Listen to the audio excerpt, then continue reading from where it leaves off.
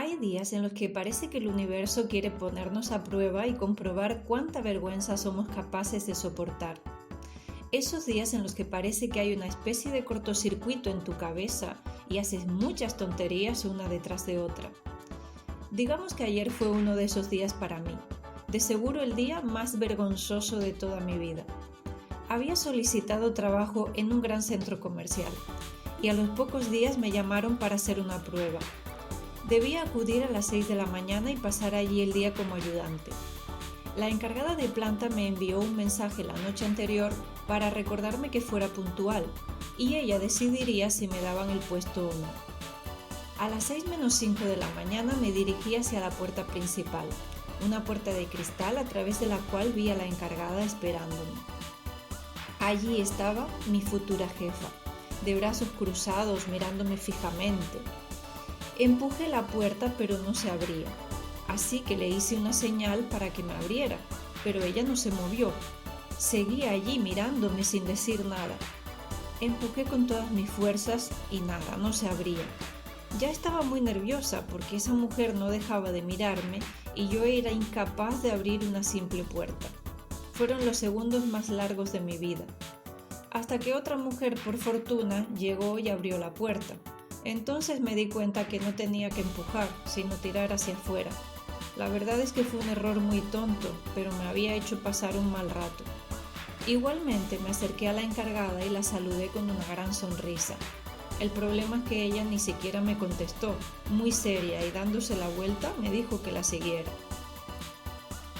Nada más llegar a la planta de moda, me ordenó que fuera por unas cajas del almacén. Tuve que subir y bajar varias veces, y entonces me di cuenta de que haberme puesto unos zapatos nuevos ese día había sido una mala idea. Me estaban haciendo tanto daño que apenas podía caminar con normalidad.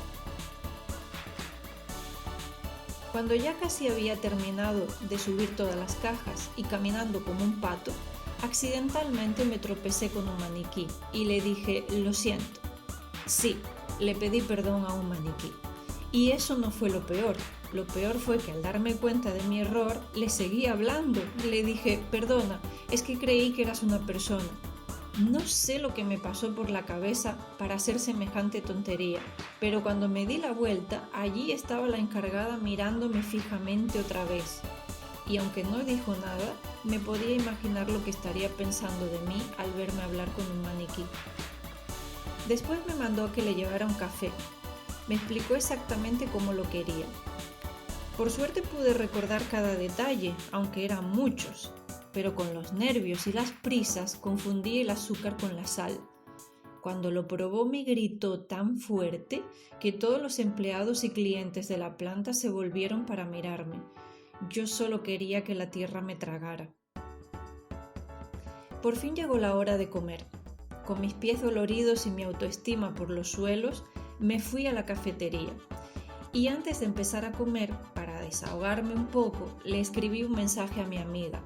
Le escribí: "El día está siendo un desastre y mi jefa es la persona más antipática del planeta". Cuando terminó mi hora de comer, quise comprobar si mi amiga me había respondido y me llevé una sorpresa. Por error le había enviado el mensaje a la última persona que estaba en mi lista de contactos, la encargada. Media hora después me encontraba ordenando los probadores y preguntándome a mí misma cómo se pueden hacer tantas tonterías en un solo día. Estaba rezando para que la encargada no mirara su teléfono, cuando de repente oí una voz a mis espaldas que me dijo: "No es necesario que vengas mañana".